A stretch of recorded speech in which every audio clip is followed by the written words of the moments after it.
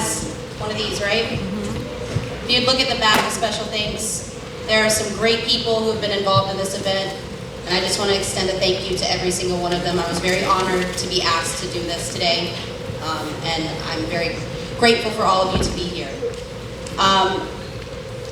Any military or veterans in the audience, if you will raise your hand or stand, please. And let's give them a very big round of applause.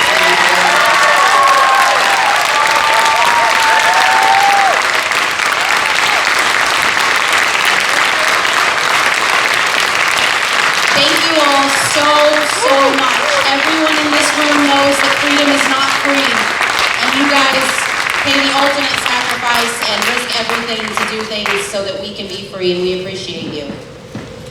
Now, without further ado, I'm going to introduce someone I have actually enjoyed getting to know quite a bit over the last few months. We did an interview with him on our podcast, and he is just fantastic.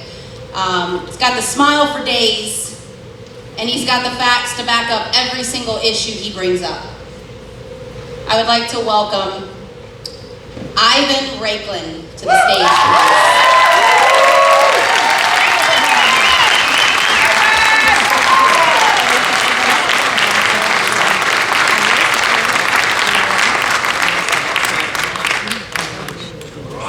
All right, let's see here. The light's on the way. I'm glad we have a microphone that's moving. Sorry, cameraman. I like to walk around.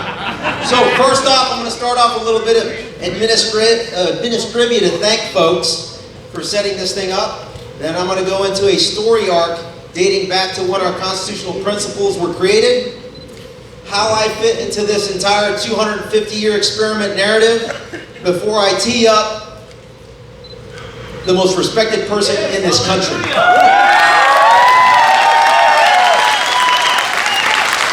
So,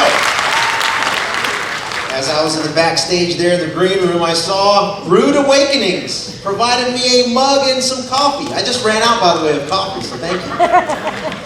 Also, I got 3 t-shirts, one from Dan's Place, one from Surplus Provisions, and Mid-State Gun Company. So thank you for that. This one was shocking for me. So usually at these events that I go to, election integrity, the deep state CCP-led Democrats and the CCP Republicans, they don't show up to these. But sometimes there's one or so that have the courage to actually go to these venues, to listen in and learn. To those people, I always try to say thank you. And that one person that I was able to meet earlier out there in the lobby is Representative Patricia Morgan. Thank you for showing up. Where are you? Yes! We need to get behind her in January when she's going to drop a bill to take out Eric from Rhode Island. I'm going to be up here. Tell me what you need, ma'am. And lastly, she doesn't like her name to be mentioned. The person that set this whole thing up, since I don't want to get on her bad side, so I won't mention her name. What's her name, the lady that runs RI, Fair Elections and Education? Sarah! Again? Sarah! Hey, I didn't say her name, so you're good. All right, so first off, I believe this is the first time I've ever stopped in Rhode Island. This is my debut, if you will. I've driven through here on the way up to Massachusetts when I used to be in the Massachusetts National Guard up in Cambridge. But the good thing that I've learned about Rhode Island, that I respect fully as a constitutional lawyer and a student of the Constitution, is you guys were 2 months ahead of the rest of these slow colonies. What happened? May 4th of 1776, you said what? What did y'all say? You rejected the crown and you declared your independence 2 full months to the day of the rest of the colonies. For that, thank you. Good stuff, good stuff. You may be called to do something similar here shortly, in the similar vein. Of course, in the most peaceful, patriotic manner ever known in the history of humanity. So, that started things off. Declaration of Independence by the rest of the 13 colonies, and then we created our Constitution, actually Articles of Confederation, and then our Constitution, which is the framework that we're under now. Here's the problem. On Constitution Day today, a couple decades later, September 17, 1787 is because that's when the ratification occurred of the Constitution currently, where we had 7 articles, and later, over the course of the last almost 250 years, another 27 amendments were created. Now, for those veterans that stood up earlier at the beginning of this, and for everybody that's watching or going to watch this, here is our current problem in our country.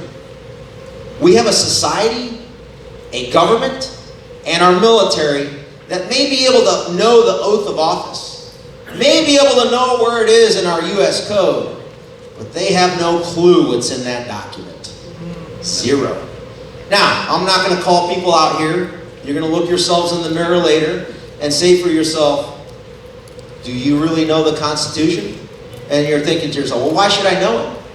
Especially today on Constitution Day. Well, I'm going to tell you, the only thing that binds us as a society, as a whole, since we have freedom of religion, right, is one of the founding tenets, the one cultural unifying factor is the way that you and I interact with each other. And that's called the rule. That's the rule book behind it, right? You, younger generation, older generation, we have one binding principle, the foundational principle that we have to be adhering to. And it's our rule book, the Constitution. As America, as states that interact with each other.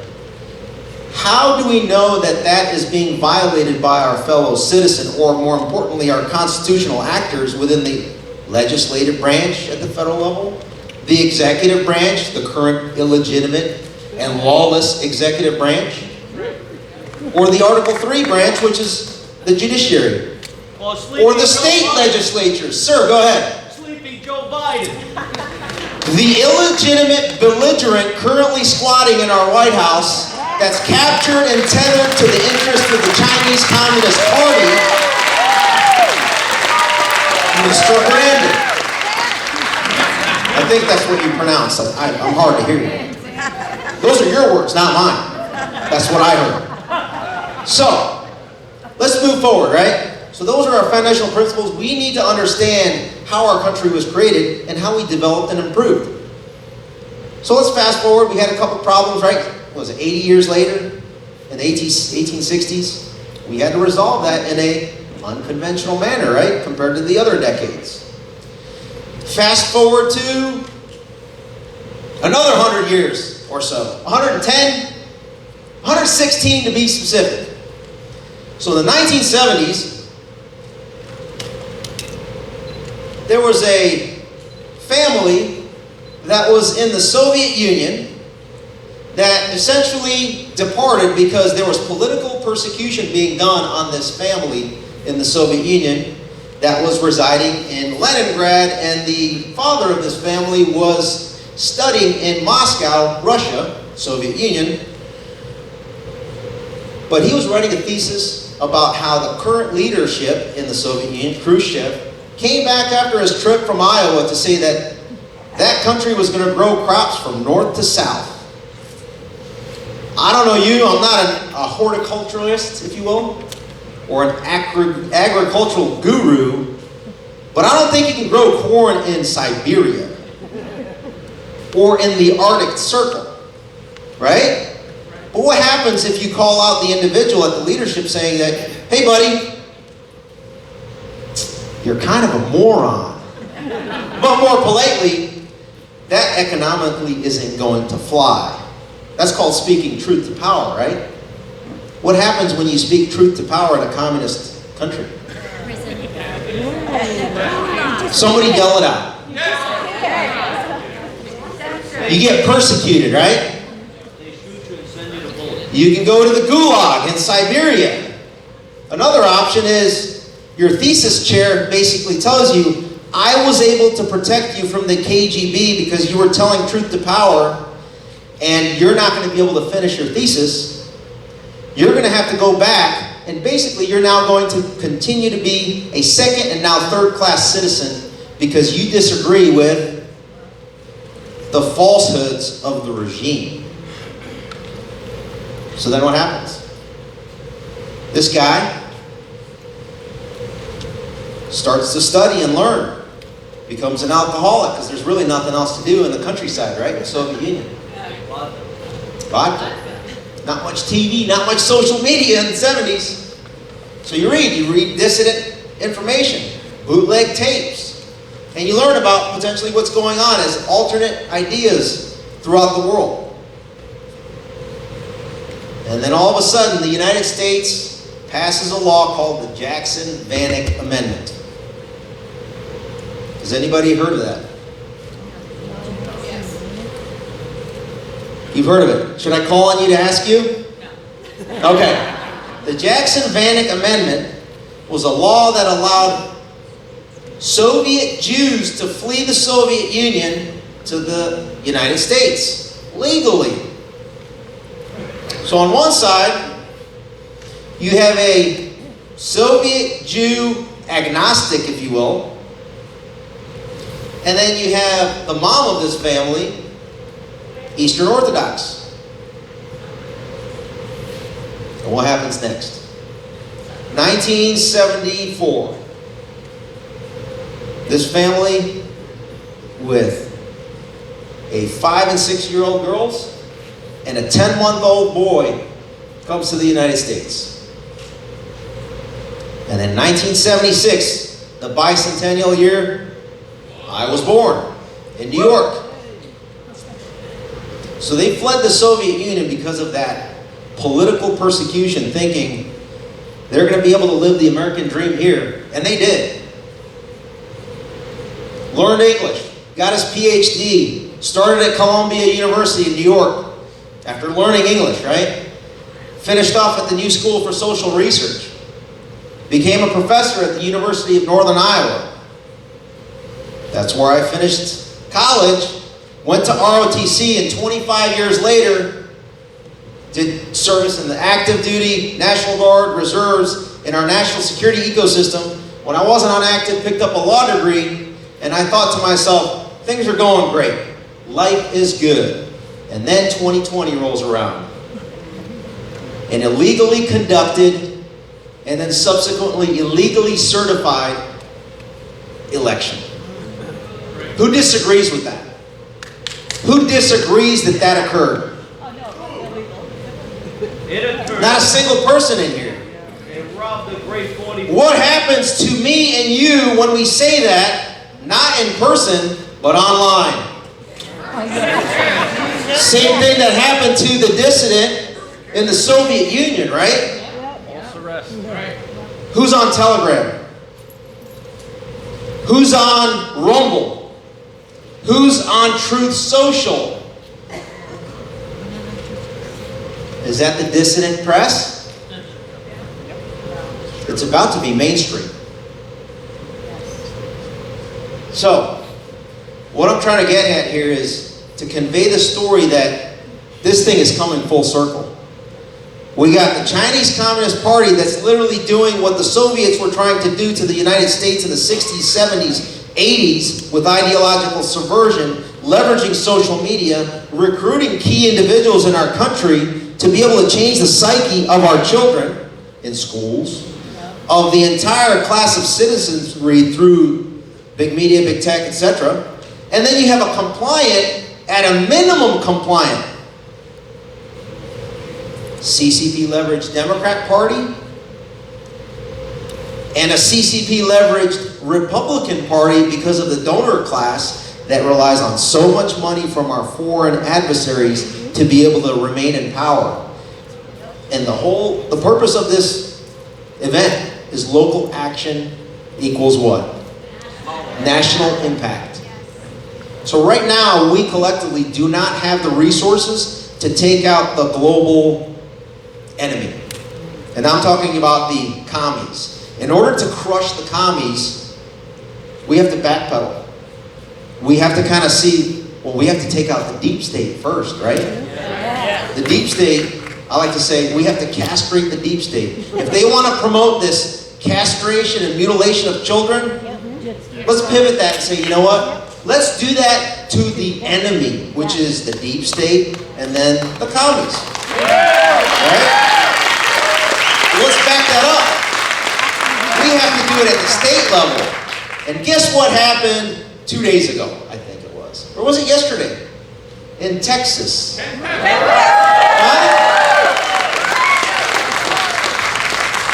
I think this week and next week are massively going to result in wins, and here's why, before I close. We have to take our townships and New England's back, right? Yes. And the way you do that is you look yourself in the mirror. Like, it's our generations that's going to take this thing back. Yes. So you start out with the school boards, you start out with the townships, the mechanisms that run the elections, and you start to support. If you can't do it yourself, you support who can. And then we take over the counties. That's right. How many people does it take? 2, 3 close advocates can really take over the narrative of a county, right? And then you start to develop that network to take over the state. Texas is the first state, I would argue, that is literally, we just took it back from the CCP Republicans. Because that was the state in the heart of the Bush criminal syndicate. Now we got to continue further. This week we're going to have the former Capitol Police Chief Stephen's son testifying in detail of what actually took place on January 6th. If you can follow my work, I suspect he's going to say stuff that's very interesting. And so we're going to develop that, and we're going to start taking things over. And if Matt Gaetz does what he basically is about to do.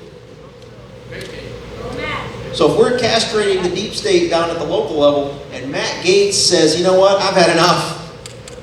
The Ukraine pin-loving, right? Yeah. Kevin McCarthy, he's about to pay the piper. For the American people. Now,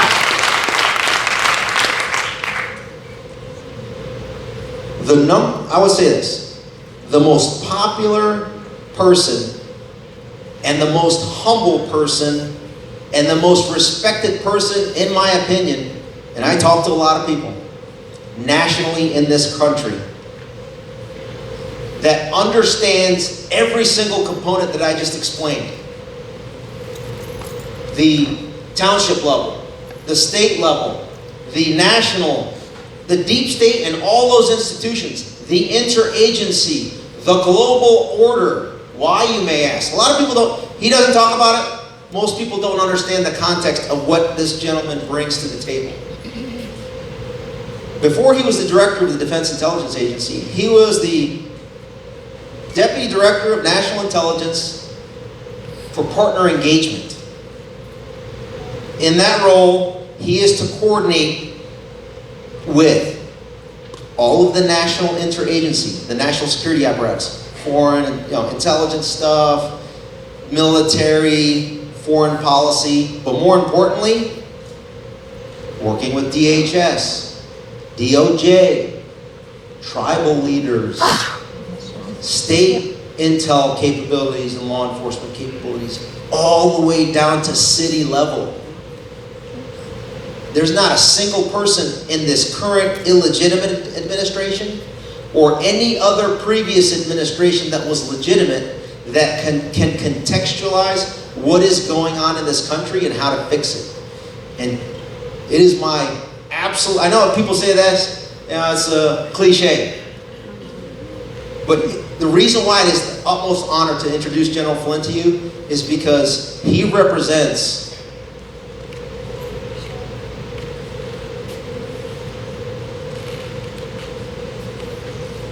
exactly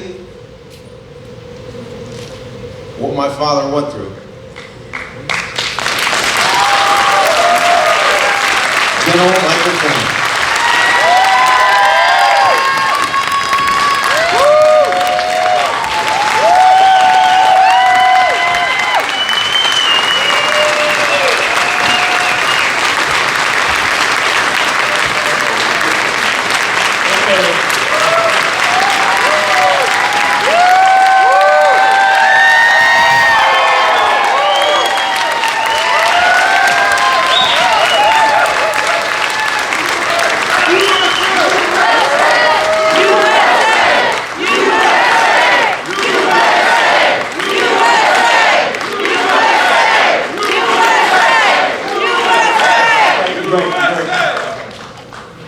did any of the protesters get in? I asked them, I said that, because I told them, they said they weren't allowed in, and I said, I wasn't really sure what the answer was, so I came in and found out, and Sarah told me, well, you had to RSVP by a certain time, so I went back out there and told the young lady out there and said she probably didn't RSVP, but I think I can get you in if you want to come in. So did any of them come in? That's too bad. That's too bad. No, not really. Okay. I always take people through a little drill because this is a really important time. And so how we got here, well, first of all, when I look in an audience, I used to help out in churches and stuff when I was in the military, and one of the priests that I used to work with, his name was D'Agostino. He was from Fall River, actually, and he was an army major, nice guy, and he used to help out, but he used to rope off the back of the church, of the pews, because he never wanted anybody sneaking out after communion. So he would have me stand up. This was most of the time was at Fort Bragg. I'd stand up in the front on the altar, and I would have to go, back there to rope off the pews, and because there's always somebody that has their special seat in church, right? Everybody knows that. You got your special place where you go, the right side, the left side, the front, the back. And the people that are in the back, they typically want to sneak out, right? So he used to say, you can move up, because and this always happens with VIP stuff, or we got all kinds of reserved seats up here. We got a whole row of nothing, of nobody, right? So, if you're back there and you feel okay, you can move up. Do you want to do that? Anybody wants to move up, you're more than welcome to move up. And it's always hard to do that. It's always hard to do that because it's like church, right? I'm really not sure about whether you're going to look back. Right? Everybody understands what I'm talking about. Everybody knows exactly what I'm talking about. It's Sunday too, right? Sunday. So, okay. So I'm going to step back a little bit because I don't want to overwhelm this first and second row here. I do normally stand when I'm speaking. I do normally stand like this, and there's a reason why I do it. The reason why I do it, especially on a stage like this, when you have a stage. Yesterday, we were up in New Hampshire with a group of about 400 or 500 people, and I usually stand on a stage like this. I couldn't do it yesterday because there was a bunch of speakers and stuff, but there's a metaphor for why I stand on a stage like this. And the metaphor is because this is kind of where the United States of America is at. Okay, I'm standing with my size 12s halfway off the edge of the dais here, and that's I sort of use that as a metaphor to speak about where America is today. That we're at the edge of a cliff, right? But I actually stopped saying that because we're now in the abyss. So this country, and I'm going to walk through a bunch of things, okay? So hi, it's good to see you again. I actually got to be really on my best behavior because I got my mother-in-law here.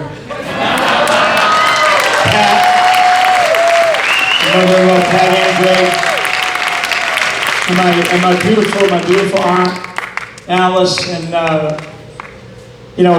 Pat's husband, deceased husband now, great patriot, great man, George Andrade. Maybe there's a few people in here that knew that name. He's retired state trooper from the Rhode Island State Police here, and just a great friend, great mentor for me.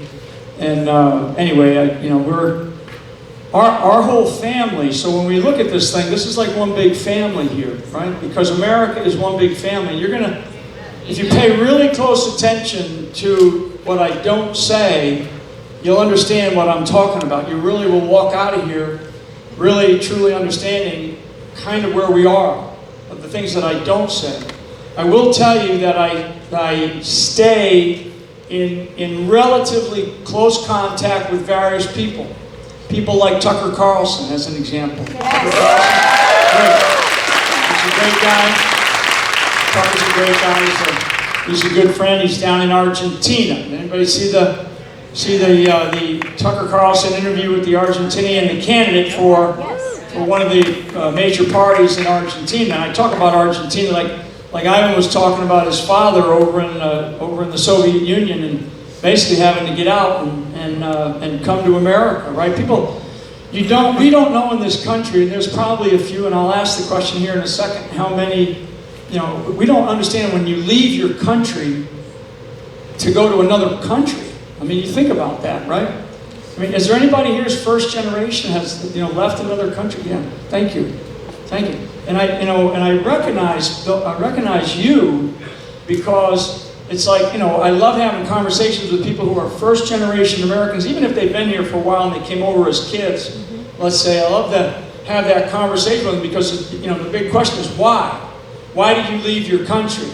And so one of the things that I would ask you to do for those that can, because it is on various social media, and some people aren't on social media, and the big media is not going to carry Tucker as an example. I mean, he got booted out of Fox, right? But the guy that he interviewed, Millet, his name is Millet, he's a professional soccer player, right? Professional football player, he's a goalie, became a businessman. But one of the things that he talked about was the history of Argentina, right? And Argentina for well over 100 years has been a communist nation, straight communist nation, Argentina, right? So this guy is, if you listen to him, this guy is he's like an Argentina first type candidate.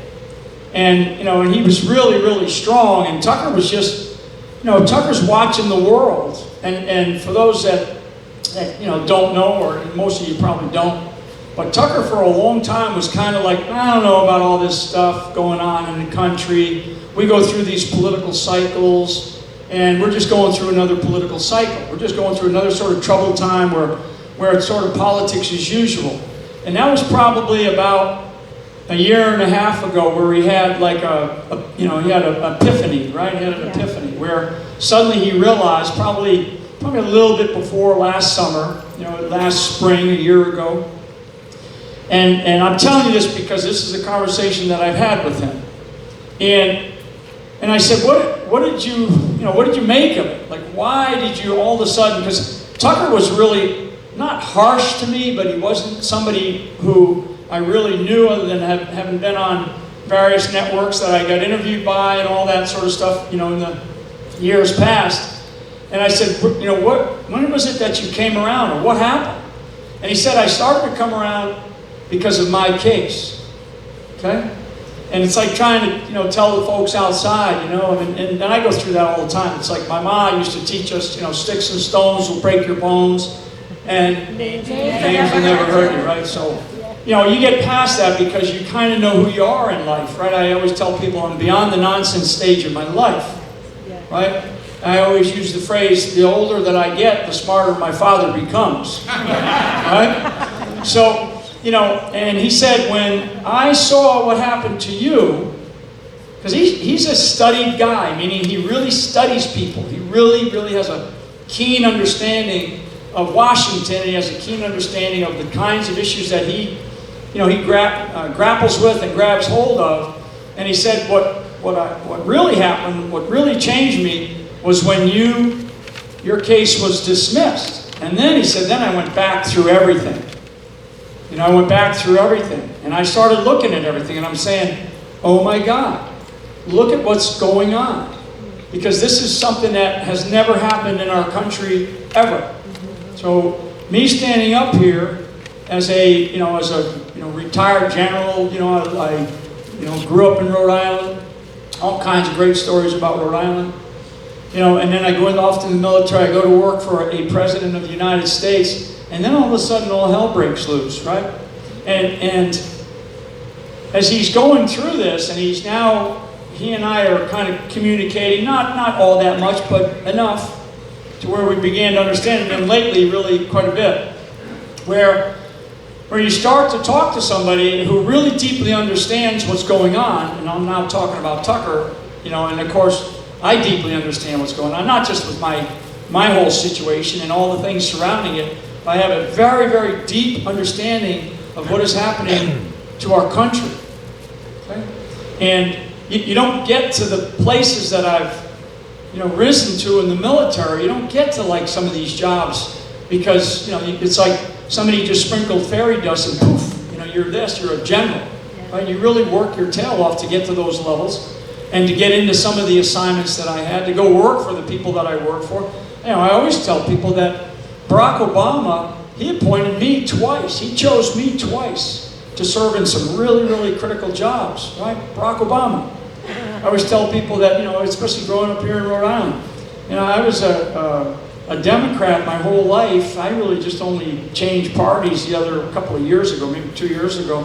Even when I was running with President Trump, when I was running with President Trump in 2016, he narrowed the field of vice presidents down to 4 names.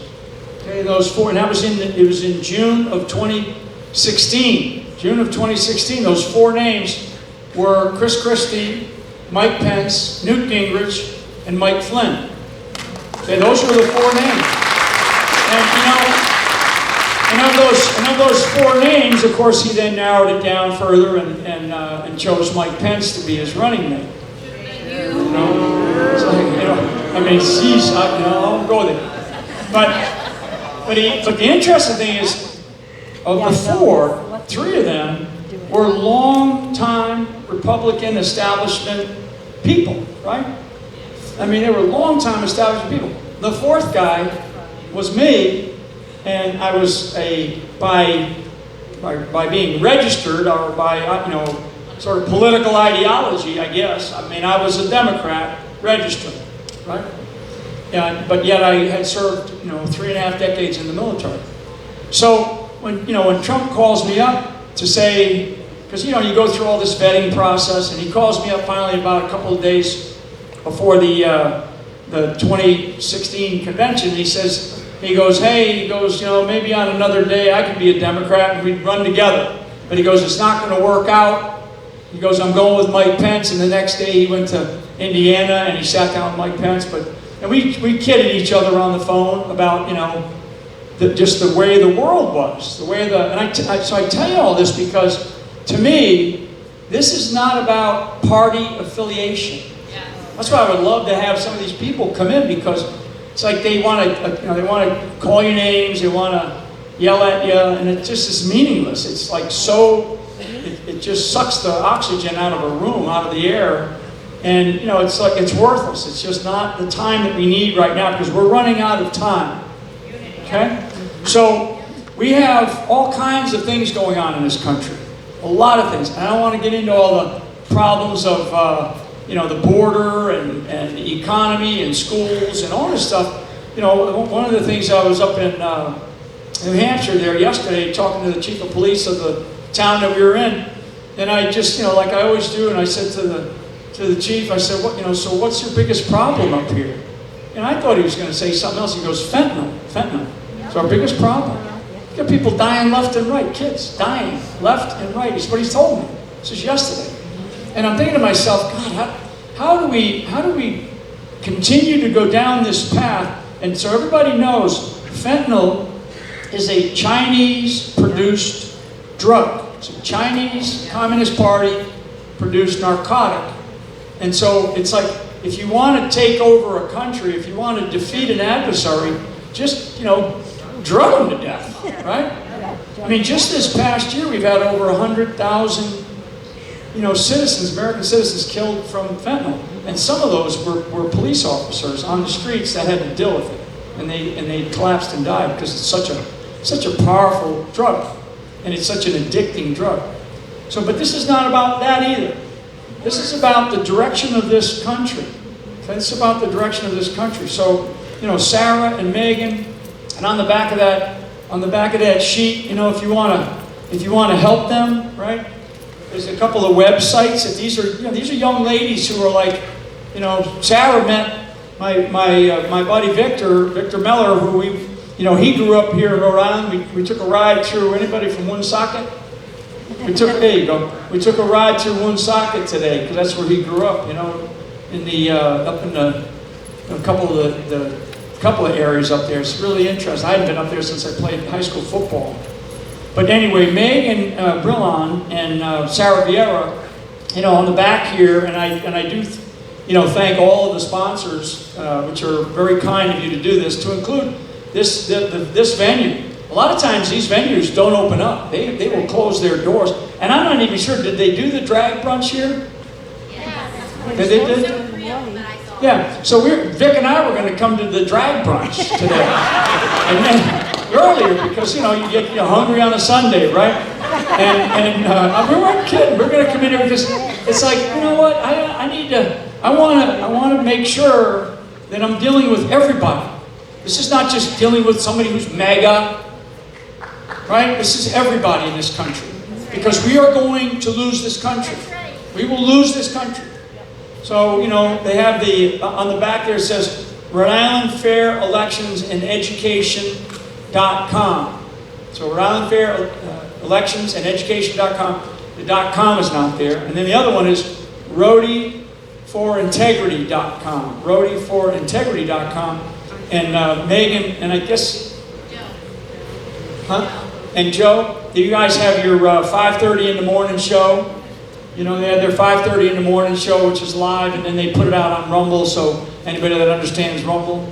So that's, if you want to help them, those are a couple of websites, write them a check and send it to them, because we need people in this country, and that's kind of my thing right now. So I'm going around all over this country, and I use this phrase, local action has a national impact. Local action has a national impact. Because we will solve nothing in Washington, D.C. as things are today. Nothing.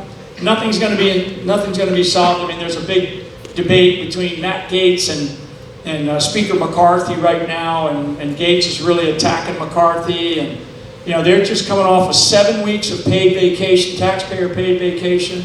We already have a ton of evidence to at least strongly allege, I mean, it's really there, I mean, if you look at it, but I'll just say strongly allege that the current occupant of the White House, while he was the Vice President of the United States of America, took not only one bribe, but a couple of bribes from 2 different parts of the world. And it's really unbelievable, because you kind of go, so, I mean, this is blatant. There's a paperwork trail, there's evidence, there's witnesses, there's whistleblowers, there's testimony, there's depositions. There's already legal actions that are underway. And yet, the political people in Washington, D.C., they're not going to do anything. So people come to me, when is somebody going to be held accountable? And I always tell them that the only time that this country has actually operated at a level that has functioned relatively okay is when we've had great leaders in the White House. Okay, great leaders in the White House. And there's only maybe this many, okay, right now in our history. And that includes people like George Washington and Abraham Lincoln. So there's 2, right? So there's maybe 3 more sprinkled throughout the 250 years that I've been talked about that are really great leaders. The great leaders that caused the country to just really redefine itself and move forward in a very positive direction. Because that's what we need right now. We need that right now. Now, I do believe that, I have my eye, and I'm fully, in support of one particular candidate. But, what we normally do with presidents, so once a president's out of office, the typical thing to do, this is normal, this is historic. Even way back when Washington left after his second term, they kind of said to him, well, how can we use you, right? So that, the Adamses and the Jeffersons, and then subsequent to them. What should we do with presidents who just served the country? And they started thinking about it, and they would make sure that they got involved in diplomatic conversations with foreign powers. They would make sure they got involved in trade negotiations, because these were presidents who had access and knowledge and insight and support.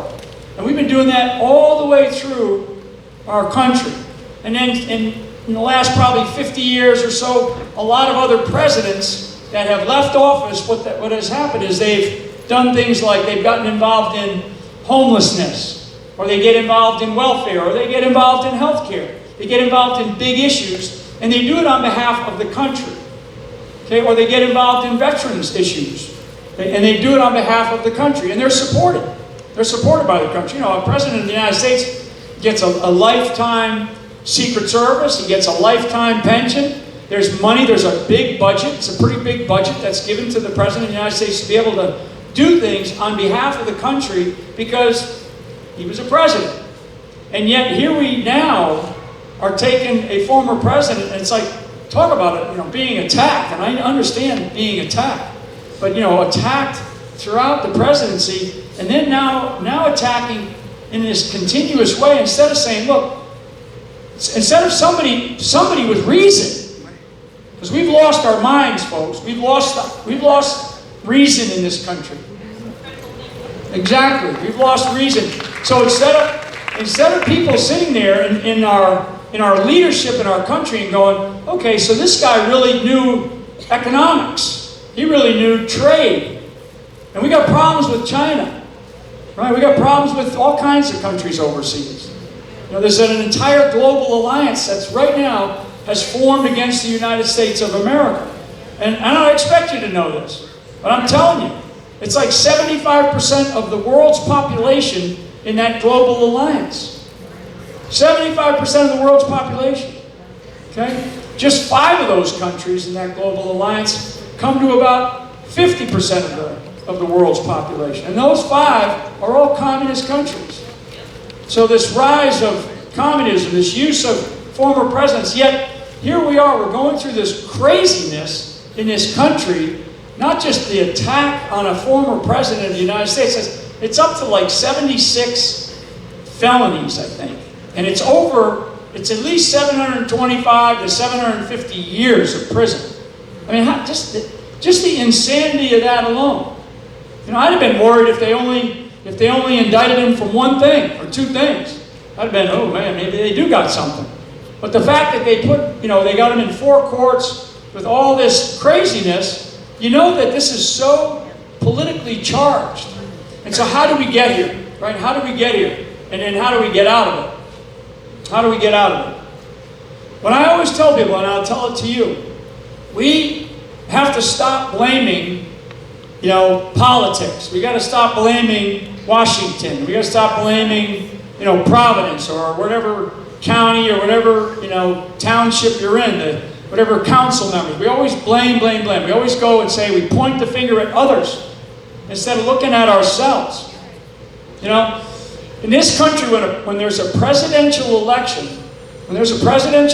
so 2024, 2020, 2016, 2012, 2008, the average turnout for presidential elections in this country is about 65%.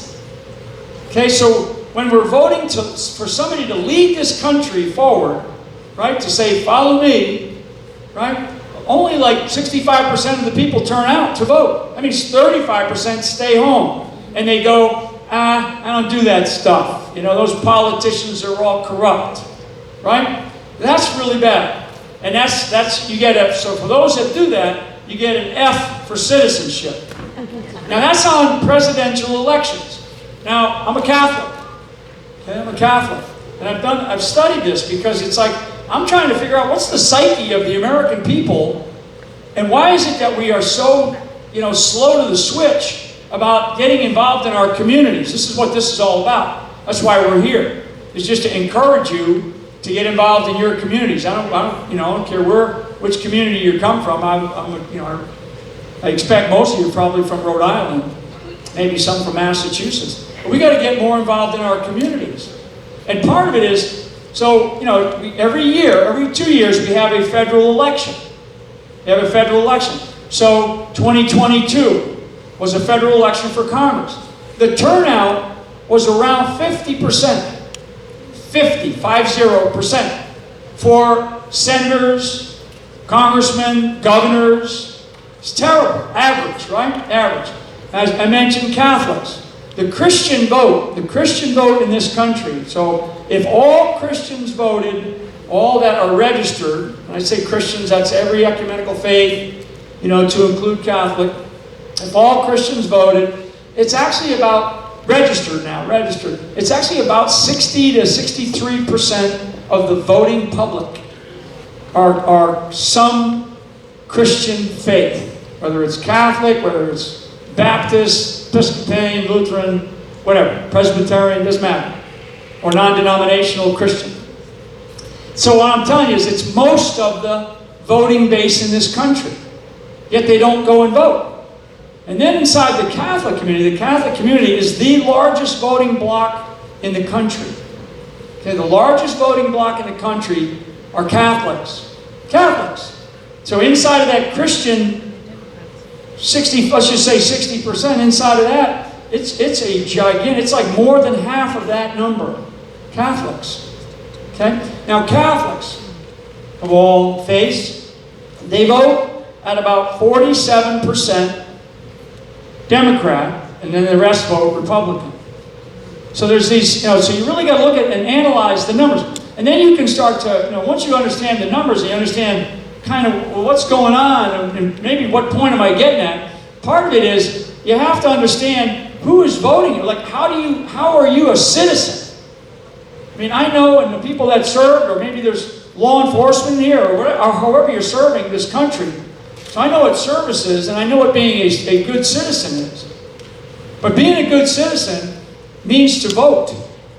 Means to vote. It's not just protecting the vote. It's not just getting out the vote and going and doing, registrations and mail-ins and all the kind of stuff that we do. This is actually about, first we got to figure out that we're going to get out the vote. And I can tell you that if you go down to your county registrar, any one of the 5 counties we got here in Rhode Island, you go down to the county registrar, you can get a copy of the registered list of voters. And you can look and go, okay, Mike Flynn. So I used to be registered right down here in Newport County.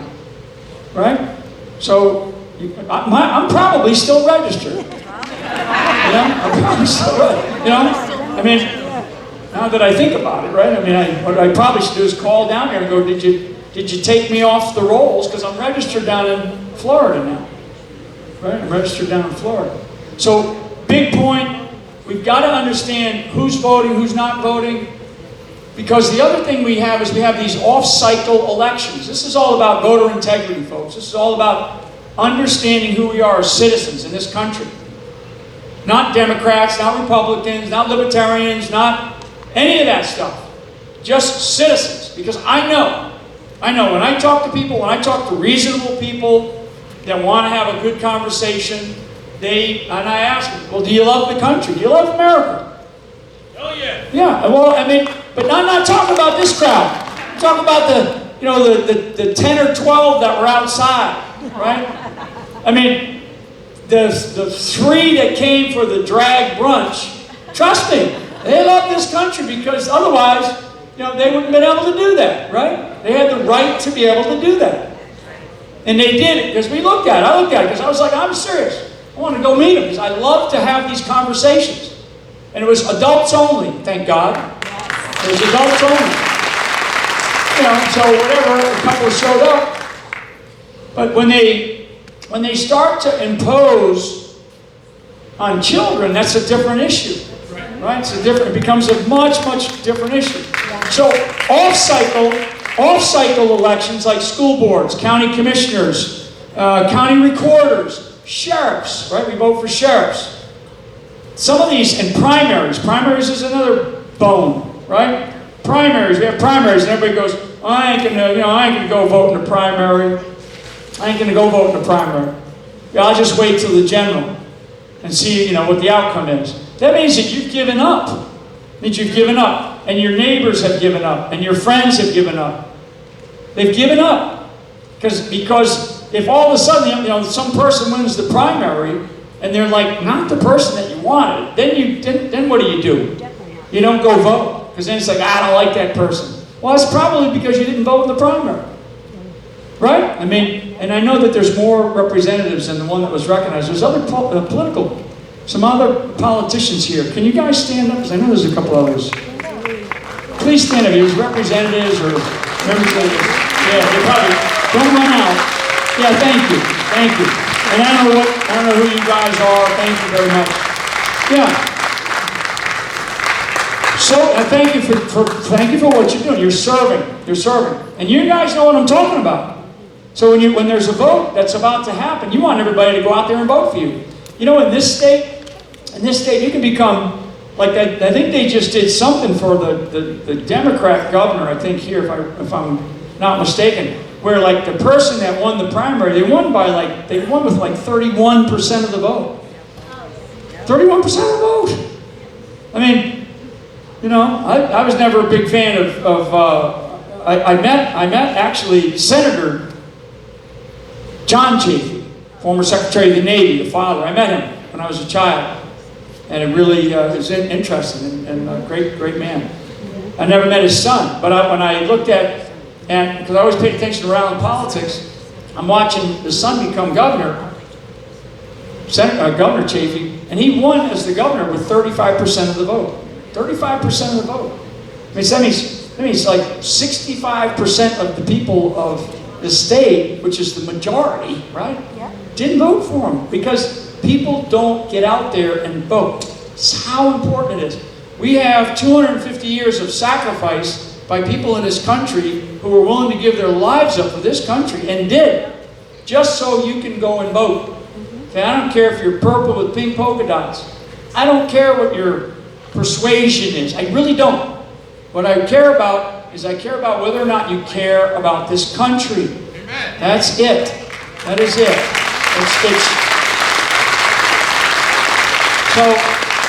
So, you know, as we go forward on things, I always ask, you know, and I did this drill yesterday, and that's why I'm carrying this piece of paper, and I'll go through this quickly, and then I'll stop.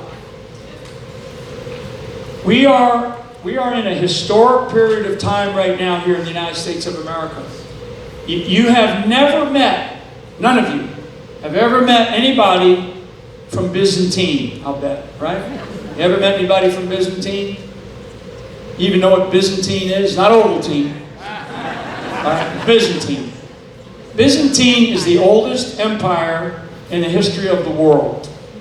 Okay, it's the oldest empire in the history of the world. So, have you ever met anybody from Mesopotamia? No. So these are all rhetoric, right? Have you ever met anybody from the Carthaginian Empire? No. Have you ever met anybody from the Athenian Empire? No. Ottoman? No. Roman? No. The British Empire? No. Because the British Empire collapsed in 1908, so there's nobody alive anymore that existed during the British Empire. Okay? The Athenian Empire, when it collapsed very quickly. And these were empires. These were like, you know, these were empires at the time. They were like the dominant force on the planet. They existed, you know, in geographic terms, they kind of ran the world, right? From Byzantine, which was out in the Middle East, you know, to the British Empire, where the famous phrase, the sun never sets on the British Empire, doesn't exist anymore. Right? They are a collapsing nation. Great Britain. I have a lot of friends in Great Britain. So now we have the American Empire. Where does the American Empire stand? When a nation rises and when a nation falls, you know, between those 2 points, there's a sustainability that occurs, right? It can be a bit of a wavy thing with wars and, you know, and diseases and depressions and all kinds of stuff, and like everything that we've gone through over our 250 years, right? But when it collapses quickly. If you study these empires, which I have, I've had the privilege to be able to study them and really deeply, you know, try to understand them. They collapse, and they collapse quickly. They collapse quickly because they're overextended. The federal government, so to speak, the government's become too large, too bureaucratic. I mean, Athens was a democracy, which we are, and a republic, which we are. Okay? Athens was that. When Athens collapsed, it collapsed into a group of families. And then they went and took their own little fiefdoms around the empire, and that was the end of it. Now if you go on a visit to Greece, you know, you see all these old things on, you know, you see whatever it is, the Acropolis and some of these other places out there, and it's all run down. It's all broken down. It's damaged. It's like just old stuff because they have not been able to recreate it because they collapsed. They collapsed mainly because of ideology, especially ideology. Right now, we have ideology that's creeping into the United States of America, and it is a form of communism, socialism, Marxism, whatever you want to call it, right? It is a form of those ideologies, those things, and it's been going on for not like, since Donald Trump, right? Donald Trump didn't cause it. It's been going on for 100 years. It's been going on for a long time.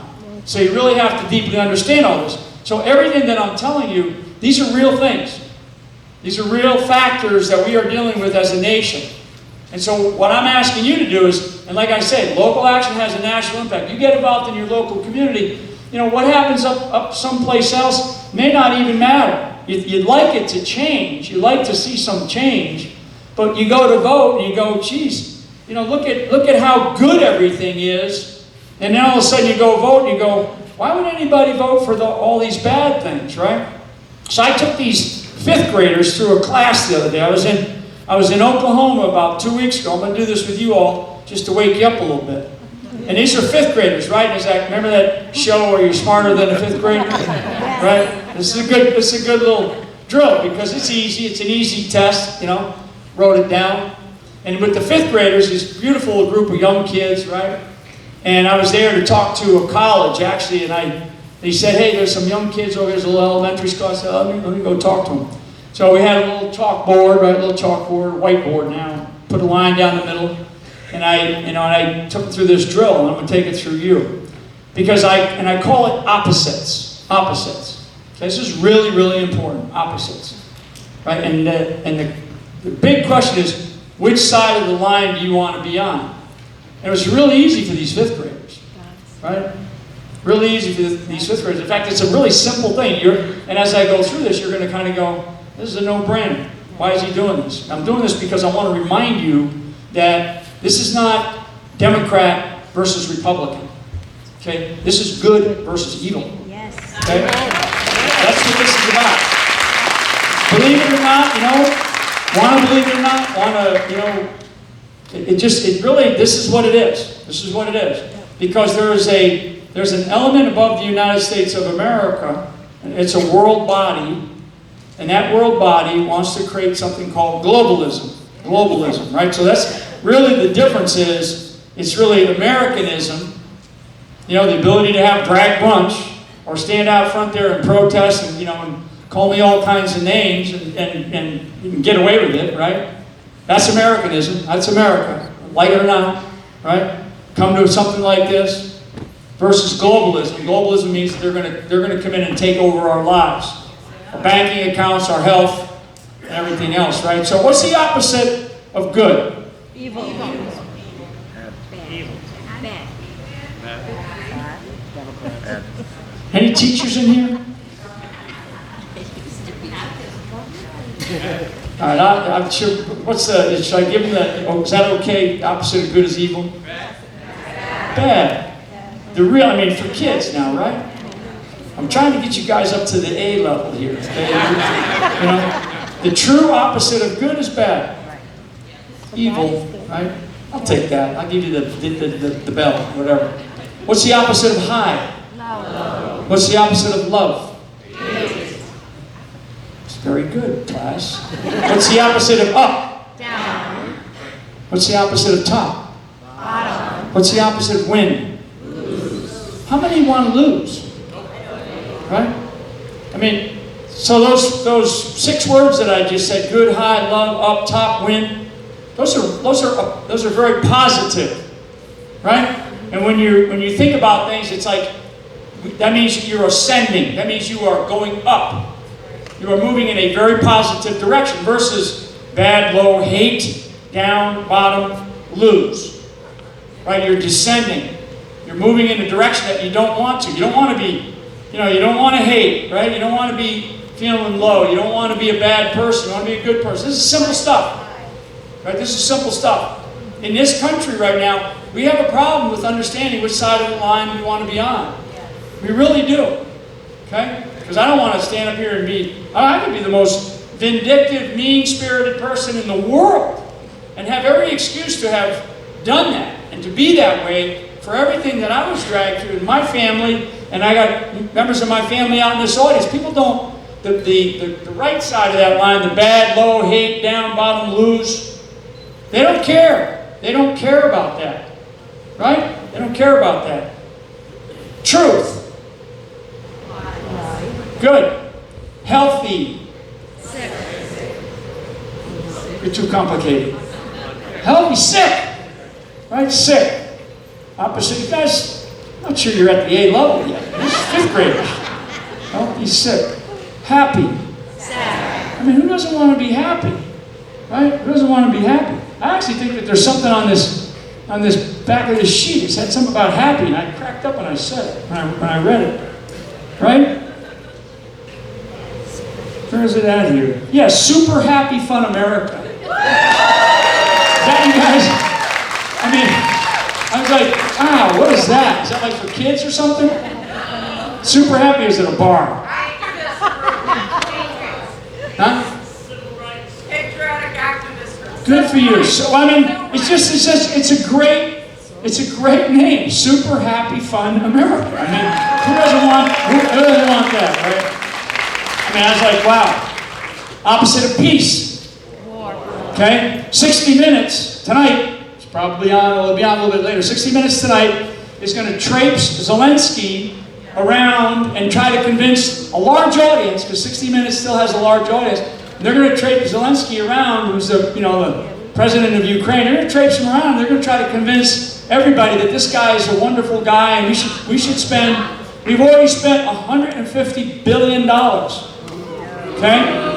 So, and 60 Minutes is going to have him on tonight. They're going to traipse him around, and he's going to be talking about. This is the guy that basically said, if we lose here, you're going to be sending your sons and daughters over here. This is this guy. He said, I mean, what are we doing? I'm a guy that pays very, very close attention to this stuff. Very close. And I have no idea what our objectives are in Eastern Europe. None. I have no idea. In fact, the administration never stated objectives for this thing. They just are pouring money. And to, that's on the administration. But, to ding the other side, you got Speaker McCarthy, right? Speaker of the House, Republican, and he's walking around with a little, one of these little things that sticks out of somebody's suit coat pocket, and it's the Ukrainian flag. So why are we, you see what I'm saying? I mean, there is such a racket. There's such a racket in Washington, D.C. Eisenhower talked about the military-industrial complex. Kennedy, JFK warned about the CIA. Right? I mean, all of these warnings that we have received over a period of time, over decades, and the American people just kind of go about our lives and we're like, we're just going to get along, we're going to let those politicians deal with this stuff. Okay? The opposite of peace is war. And I've written a couple of books. One of the books I wrote about, in the book, I talk about peace and war. And in human history, war is the norm of human behavior. Peace is an aberration. And people look at me like, especially nowadays. Because, we only have like less than 2% of our population even serving in the military. And guess what? We were at war for the last 2 decades in Afghanistan and Iraq. And one of which we surrendered to the enemy, under fire, and retreated and left citizens behind enemy lines. Right? 2 years ago, this past August, war. You can go all the way back to World War II. Maybe there's a few people in here that were children, or maybe babies during World War II. That's really the last war that we've won. So war is a racket. And if you haven't watched, there's some great, great documentaries out there on JFK. The recent ones, because there's more information being exposed. I stay in touch with Bobby Kennedy, right? Bobby Kennedy Jr., right? I stay in touch with him because I like him. Yeah, and I'm glad. It's nice. I stay in touch with him. Why? Because I know, having met him and spoken with him, in his heart, he loves this country. He's got issues that I don't agree with him on, but in his heart, I know that he wants to do the right thing. And as everybody follow this business with him yesterday or the last 48 hours with the security. Right? Somebody infiltrated into his security team, carrying around a badge, he had a gun. The reason why we provide, and I was talking to some folks here about this issue, the reason why candidates for president are given Secret Service details, the reason why that rule exists is because of the assassination of his father. But yet, this administration, for a guy who is running for a Democrat Party, right, they will not give him that detail. They will not give him the Secret Service. And clearly, and I guarantee, I know this happens. There's threats to all these people's lives. So what has to happen? He's got to pay for it out of his pocket. Because normally the Secret Service provides that protection. And they have all kinds of resources to gather the intel. But this administration doesn't want to provide him that level of service.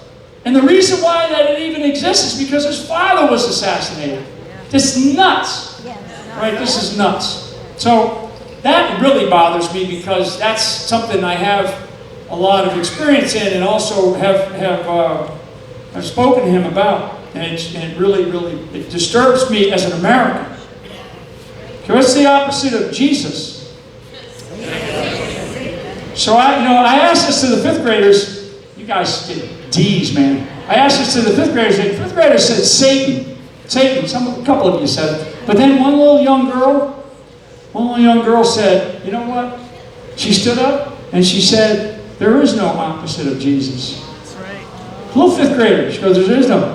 And whatever she felt that day, whatever she's learning in the school that she's going to, I thought it was a great answer on her part. Little fifth grader, what are you, like 11 maybe, 10 years old? Said Jesus has no opposites. And I said, God, you're right.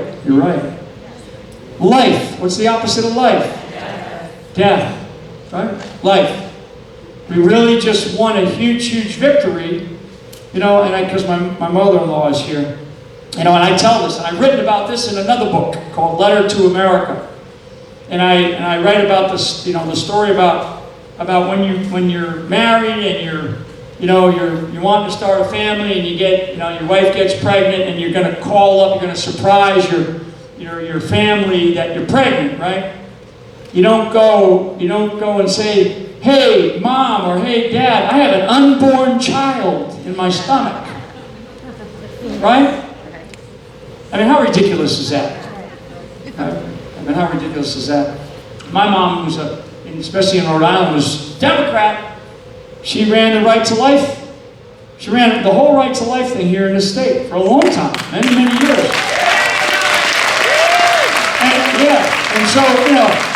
And so there's this what happened? What happened? How did that happen? That was back in the 70s and into the 80s, and even right up until the time she died.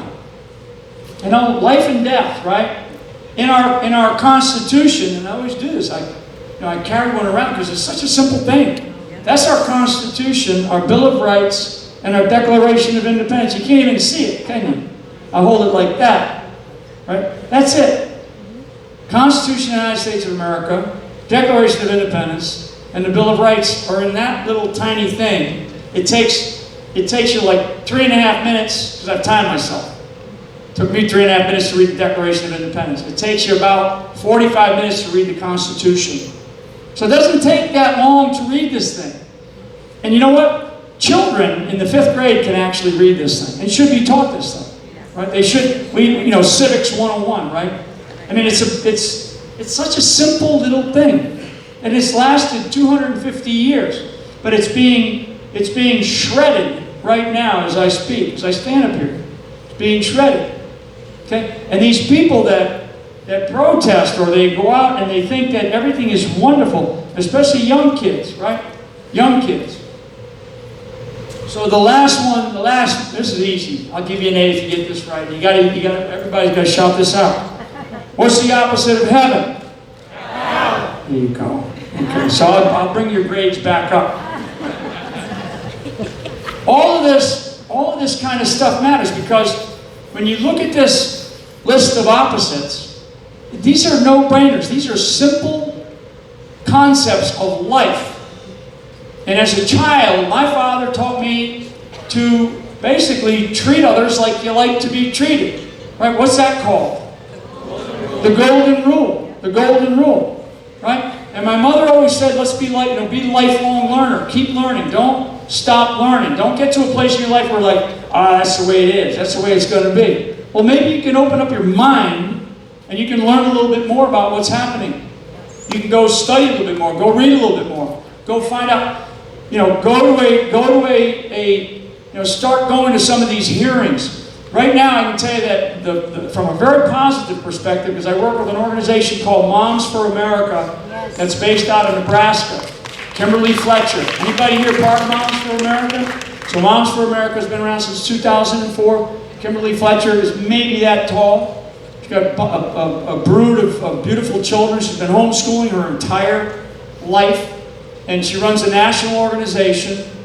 And they have flipped in the country, going on now, close to 300 school boards. So that's a good thing. That's these women, like these young ladies that are here, right? That's these young women who are out there working their tails off, and they got kids, they got families, they have, extended families, they got jobs that they're trying to do, they're trying to make ends meet, and they're out there doing this kind of stuff. Because I can tell you, I've met many of them. I've met damn near their entire leadership team. And it's all women who have families who are anywhere from a couple of kids to 9, 10 children. And they're out there working the streets. They're trying to get people to understand we have a problem in our school system, right? Because people always ask me, well, if you got in there and you were the President of the United States, what would be the first thing you do? And they expect me to say, shut the FBI down. And it's not, right? I mean, I'd probably do that. But it's not that.